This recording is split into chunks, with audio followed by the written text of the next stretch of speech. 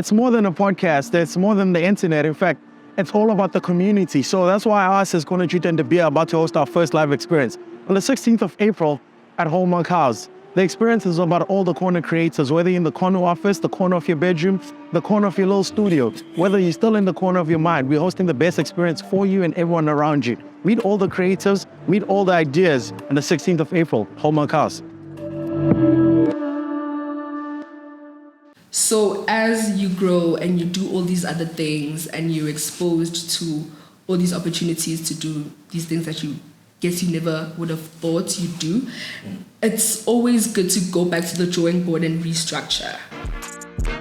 From Corner Juta De Beer, imeli umsindisi wesizwe, umvelisi enqaba umelisi wesizwe, formerly known as Lwazi Madonsela, bringing you a show about creative entrepreneurs live from the landmark that not only birth SA street culture but also formalize the street hustle. On today's episode we have Special edition, thank God for the savings. Yeah! Yo, spiti sabo masamazi. That's all right. Kobela. We got System Tremble. What's up? Blessed and highly favored, you know. We live from Corner Juta De Beer. Lighting got sexier, the vibes got better. My skin is just, it's giving. Sunlight, come to the show. Nephew, come to the show. How you doing? I'm all good. How are you? I'm good, man. I think more than anything, I just want to say, congrats. Thank you. With global brands at a global scale. You get it. Global events. How does it feel when a brand you grew up aspiring for hits you up and says, yo, here's an opportunity to get paid by us? Damn. I think more than anything, it's kind of like an eye-opener. You know, it's validating. I felt seen. The brand felt very seen.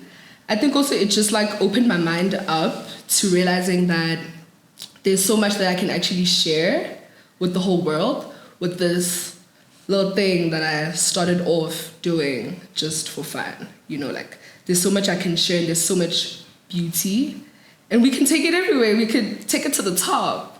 We took it to the top. When you take it to the top, man, you sit back, you're like, yo, it's happening for real. What was the thought process approaching such a big project? Because a lot of us get anxiety when we're approaching projects. Like, yeah, I know how to do my thing on a regular basis, but now I'm doing it for Nike. Exactly. There was a lot of like, whoa, like I'm just a little girl. But also there was a lot of, I actually prepared for this. There was a lot of preparation that I was doing for this that I wasn't aware of. And when it came to me, it landed right on my lap and I was ready to accept it. I was anxious though, because you know what they say about like praying for something and not really knowing if you're ready for it. I kind of had a moment of that, like, damn, like, am I really ready for this? How do I tackle it? I wanted to vibrate at the highest frequency because I felt like I deserved it. I really did. And yeah, it was crazy. It was very crazy. A lot of new things. I learned a lot as well, which is always the best part, I feel, when working with big brands. So you're doing this job, right? Were you aware that when you did the Swine collab, when you did t-shirts and you did the nails, that you end up with Nike? Or you just doing your thing? I was just doing my thing. I really was just doing my thing. I feel like also the Swine collab, it did exactly what the Nike thing did. It opened my eyes like, whoa, this is a clothing brand trying to collaborate with a nail brand, you know, bringing the two worlds together because at the end of the day, it's both cosmetics, it's both looks, it's something that has to do with the physical appearance, you know, it's art, it's a visual experience. So I think the Swank really just like propelled these ideas of actually collaborating with anything and everything, you know. It was just, the spectrum was wide open. You're sitting at home and you're doing your thing, and then what made you say, yo, I'm gonna do nails and I'm gonna do nails for a price and I'm gonna do them in the most artsy way possible? Because sometimes we get thrusted into fields and we're just like, let's follow what's being done. For sure. I think for me, it was just the lack of access that our country really had to people like me right now. Because I've always been into beauty. I've always like loved looking good. You know, I'm a hot black girl at the end of the day. I'm always trying to be on standard. And when I started off, really, it was just doing it on myself, doing it on friends, experimenting with different colors. I'm a very colorful person, arts and all that. So when I learned that nails were actually the perfect way to blend art and beauty, it was just the perfect match. It made so much sense, and I don't think a lot of it was planned. I really didn't plan to be a nail tech. I was more into hair. I still am here and there. But like when nails hit me and I discovered that, damn, I can actually do so much with this, and people actually being so open to it, people trying out new stuff, guys getting their nails done all the time, me doing people's like art pieces on nails, like replicating different styles, and you know, people seeing, oh, this looks like this, that. It was super cool. And yeah, people have been very accepting of it. People are really loving it. And yeah, it is about the people most times. Now I'm hearing of System Journey. It's like, yo, System Journey with Nike, System Journey with Swag, System Journey with System Journey. How are you monitoring your pricing at that stage? Because the demand is way higher. The level of clientele is also way higher, because now you're doing a Nike game, they're probably paying you for like 100 sets up front. For sure. And then now you're coming back to your own business. Do the prices increase? Or what's the setup with that? That's a very good question, and it's been a bit tricky because I think with most small local brands, I guess, as soon as you get the platform or the opportunity to collaborate with a brand as big as Nike, as big as Puma, you know, a brand that's been around as long as Swank, going back to my nail desk to charge what I charged yesterday, like, is the price still the same? But I think I've learned that you always want to keep the people that can come every month, especially in my industry. Like with nails, like cool, Nail Zimba can do a lot. We can, you know, damn, we could do Paris Fashion Week. But where it actually started and what has always been the bread and butter, the people that come monthly. Because remember, it's a maintenance thing. And that is really the beauty of the beauty industry in general, is that people want to look good all the time. Like, even when you don't have money, you do need to look good. So that is just where Nail Zimba will always exist, right? Always being able to provide for the general public, I'd love to put it, because they make the actual brand, you know. Collaborating with bigger brands and all that is really cool, and I guess it does a lot for the brand positioning, but also it does a lot also for the everyday client, you know, to know that, oh, my nail tech actually does this, that. Yeah. And obviously, like any other business, you do want to scale yourself accurately with your experience and your quality and how you feel you, like the level that you feel you've reached as an entrepreneur. But you do want to remember what actually keeps it going and what actually started it. Remember when you were a kid, all you wanted to do was be on a billboard? Well, I guess I'm still that kid. And that's why I've taken my good ideas to a great level with the good folks at Eclectic, the best digital out-of-home advertising. You know how you sponsor posts on Instagram?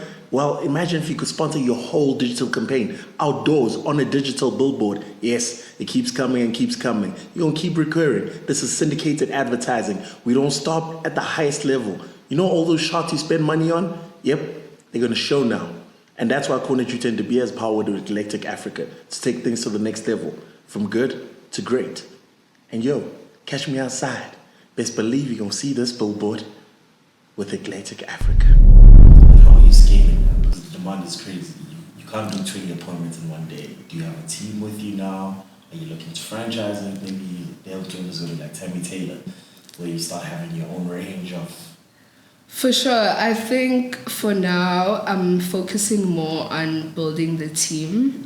I do have a lovely assistant that I think I've really invested a lot in, and I think it's vice versa.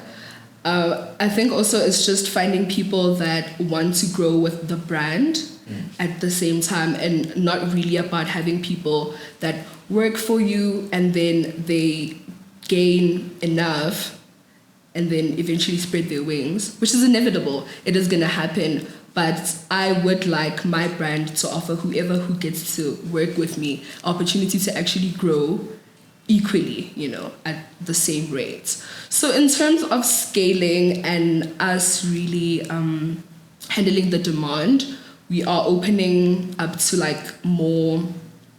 a wider range of services, right? Meaning services where we've invested in some equipment and some latest technology, which will help us get our services running quicker, right? Because like you said, you can do so much with so many big brands and stuff, but I must still be able to supply for the people that come in every day, If I'm working on a big gig with 1, 2, 3, 4 and I'm outside of the store still needs to run. The girls still need their nails done. The people need to get into 5. That can't stop, right? So I'm at a point where I really am investing in a team. I'm investing in technologies and systems that get things going quicker, more efficiently. I'm currently pushing my press-ons, like a press-on collection. And basically what happens is that you don't really need to come into the store and sit for a set amount of hours to get your nails done. You can get your nails pre-ordered, pre-packaged with everything that you need to put them on yourself at home with whatever design that you want. And I think that will just close the gap that also we have with people that can't really reach us until we're able to reach them. So eventually that is the plan, to be able to reach everyone, eventually reach shelves at stores that you can reach, That's where we're taking it. I don't think we intend on stopping. I don't think we intend on making it an exclusive thing. We want people to be able to reach us. So you sit back and you're looking at your progress. At what point did you know that, this is actually a business now? Because I still feel like at times, I'm just waking up, doing what I've always wanted to do. I'm just doing my thing. Like I said, I'm just a little girl. What do you mean? I think the realization came when, maybe right before the Nike thing. Because I feel like the brand has been getting quite a lot of attention and quite a lot of other bigger corporate brands kind of flirting with the idea of having nails at a party, nails at a public function, nails at a work function, nails on clothes, nails in stores, So I think just me having access to these people and them actually having access to me, actually looking, interacting, it was like, wow, this is a business. I'm not just doing nails in my room anymore for fun, for cool girls who want to look cool. This is about everyone who just wants this piece of this very big pie that I'm ready to share,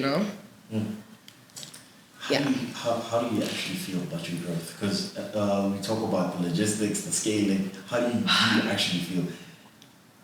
Or are you also like me, where it's yeah, we're growing, but this is what had to happen. It had to happen. I don't even know if I'm happy or grateful. It's just, it's still part of the process. How do you feel about it? I feel, for a good amount of the time, I feel a bit overwhelmed. And I feel like it's very common among people who other people consider as pioneers, or if a lot of people get to see something first through you, it's kind of a certain pressure to always do more, to always execute more, be better than what they saw the last time. So I guess I am happy with my progress, but it had to happen. It really had to happen because, like I said, this is a very big pie that I'm ready to share. It had to get to this point. I am happy, but I'm feeling the pressure to always do more. And I'm always happy to do more.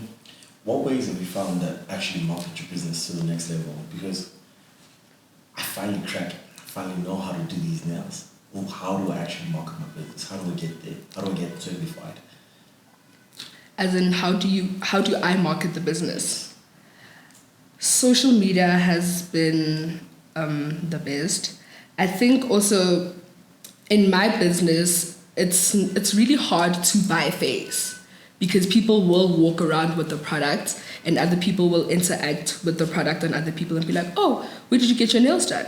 So the best way to market is to always do the best on everyone. Everyone that sits on my chair has to have the best and other people get to experience it as well. But I guess just social media and what I choose to put out to social media, because I love to consider myself as an artist, not just a nail technician, but a nail artist. And as an artist, there's a certain style that I always tend to gravitate towards. And me always putting out that kind of style has really helped in my marketing because there are a lot of nail techs, a lot of fashion designers, a lot of makeup artists and hairstylists, but people usually go to that one specific person for that one specific style. So me constantly marketing this specific style that I've chosen to stick with has really helped set me apart from the rest, right? Because if you're a person who gets your nails done on your explore page, there's a whole lot of people, right? So choosing what you want the people to see, what you want the people to associate your brand with is, that's the things. That's the things. When you did your song collab, you guys went big. You went out of home. You did the billboard. We saw it on the screens, powered by the good folks at Atlantic Africa. How did that make you feel, like seeing people interact with your work, people who don't even know Jungle and then they saw, like, they looked up at the billboard and said, yo, it's happening. It felt very much like it's happening. And also, I guess the t-shirt collab was very out of the box. Like, wait, you're doing what? You're collaborating with a clothing brand for what? Oh, a bunch of t-shirts, a bunch of orange t-shirts, right? That just have a really cool graphic on the back. Like, what's that really about? I think it showed me that there's a whole world of things that we are still yet to do, that I am still yet to do. Like, it being on a billboard was just like, whoa, this stuff is actually really cool, you know? Yeah. You hit the billboard level. Hit the billboard level. You hit the Nike level. We hit the Nike level.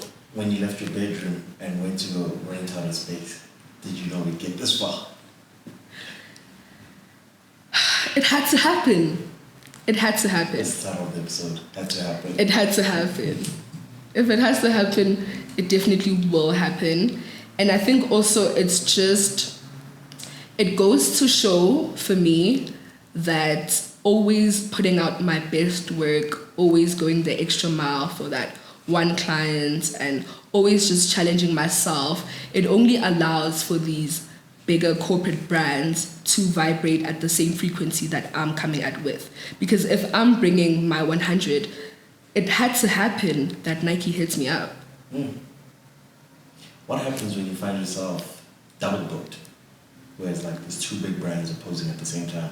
How do you maneuver situations like that? Because we ask for these blessings and when they land, it's like, are you really ready for them?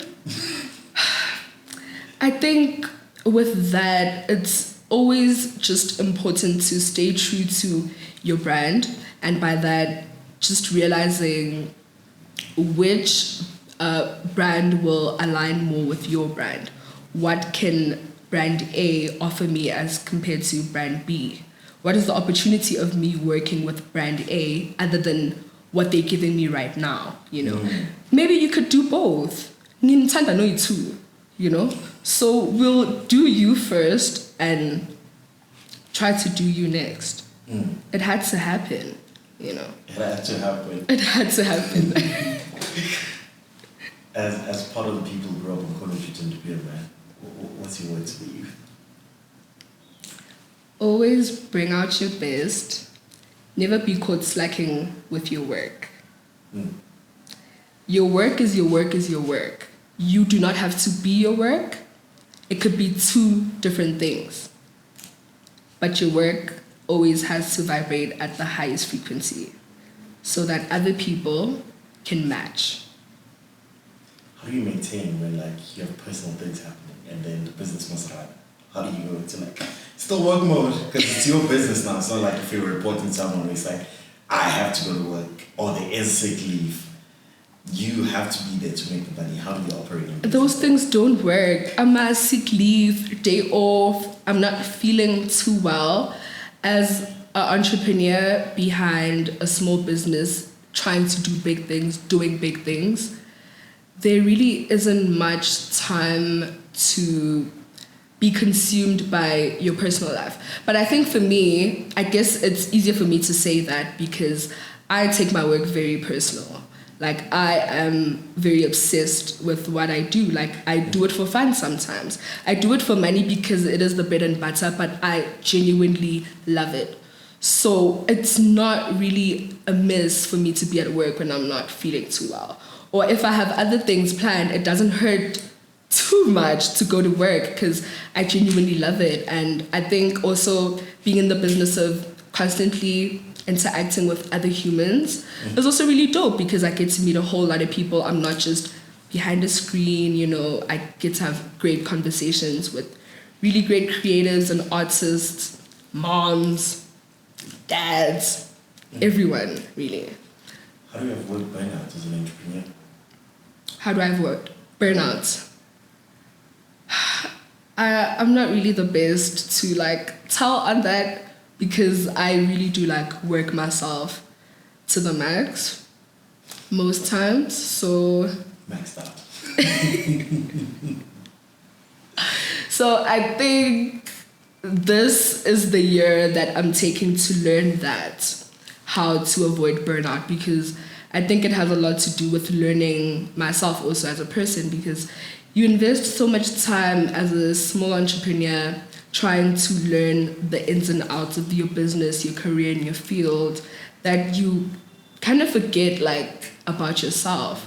Like my clients ask me all the time, like, what do you do aside from this? Like, okay, cool, we know you do nails, you're the nail pimp and whatever, but like, what do you do? Like, what do you do for fun? And that's a very hard question for me. And I think that's a quest that I've made with myself, that I'm actually going to take the time to learn Naledi outside of Stanzimbu, outside of the nail pimp, outside of nail Nzimbu. Have you found structures to your business? We're fighting. Yes, I have. I think because I constantly find myself doing so many new things that I haven't done, I'm just a girl, I'm just a nail tech, you know.